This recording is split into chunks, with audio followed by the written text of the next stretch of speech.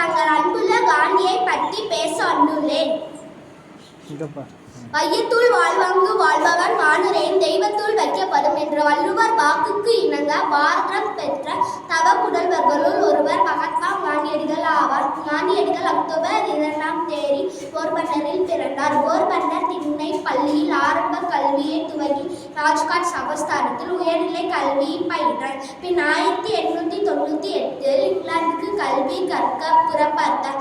1891ஆம் ஆண்டு பாரிஸ்டர் பட்டம் பெற்று இந்தியா திரும்பினார்.